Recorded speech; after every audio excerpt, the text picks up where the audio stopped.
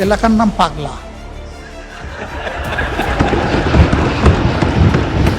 আমি সিলেটের মানুষ, চাকরি করেছি সুনামগঞ্জ, আমার বাড়ি মৌলভীবাজার, বিয়ে করেছি সিলেট জেলা। 3টা জেলা আমার খাবার আছে। এই পাগলার উপর দিয়েও আমাকে যেতে হয়, কারণ আমারও শ্বশুর বাড়ি সিলেটে। সুতরাং পাগলা থেকে সবাই সাবধান থাকবেন, এটাই আমি কামনা করি। আমি সিলেটের মানুষ, চাকরি করেছি সুনামগঞ্জ, আমার বাড়ি মৌলভীবাজার, বিয়ে করেছি সিলেট জেলা। 3টা জেলা আমার খাবার আছে। তো সুনামগঞ্জে একটা শিক্ষা প্রতিষ্ঠান স্থানীয় লোকেরা গড়ে তুললেন তাদের নিজের অর্থে এবং পরিশ্রম। ভালো মানসম্মত একটা কলেজ, কিন্তু এমপিওভুক্ত হয় না।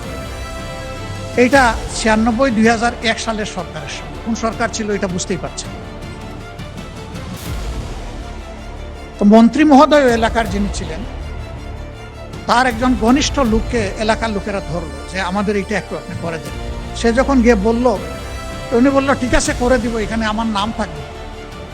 ওই যে তাদের সাথে আলাপ করে দেখে নিলেন, আর সে আলাপ করছে, লোকেরা খুব মন খারাপ করছে যে সব কিছু আমরা করলাম, ওনার নামে এখন কলেজ দিয়ে দিব, এটা কোন ধরনের ইসলাম।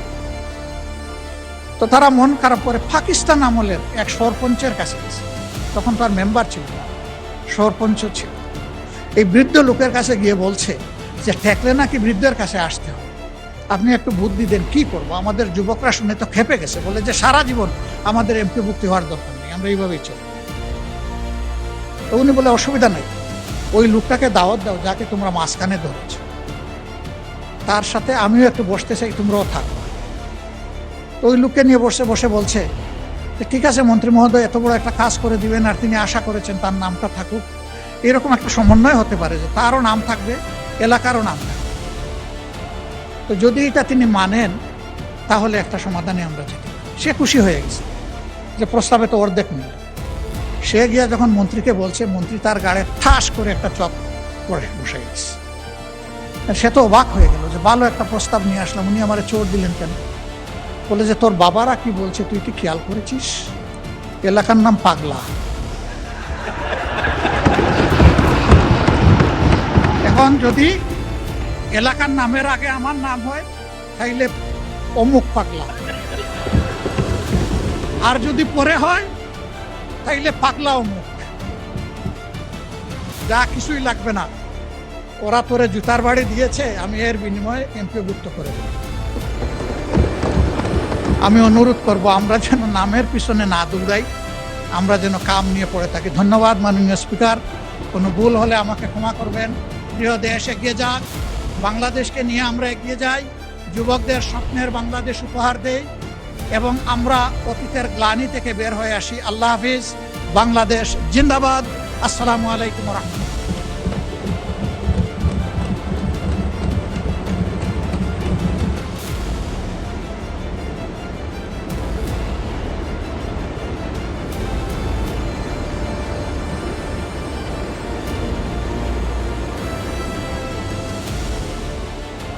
মাননীয় সদস্যবৃন্দ, 40 বছর আমিও এই সংসদে কাটিয়েছি, বিরোধী দলের সদস্য ছিলাম, একটি কানাকড়িও কোনোদিন পাইনি।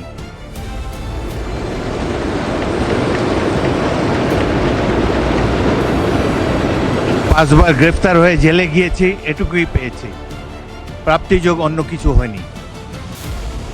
মাননীয় বিরোধী দলের নেতাকে আন্তরিক ধন্যবাদ জানাই। তিনি 1 ঘন্টা বলেছেন, দেশের বিভিন্ন সমস্যার উপরে বাজেট বিষয়ে আলোকপাত করেছেন।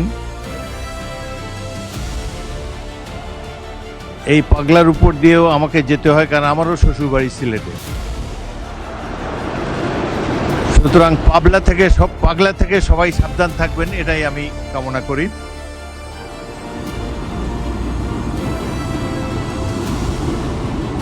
আর তাকে আরেকটু ধন্যবাদ জানাতে চাই, যে কথা আমি এই চেয়ার থেকে বলতে পারি না।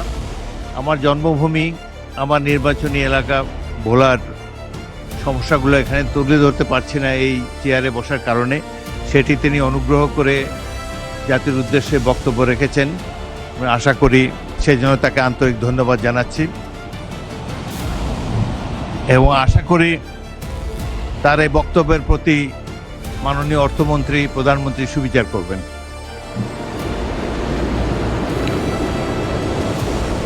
এখন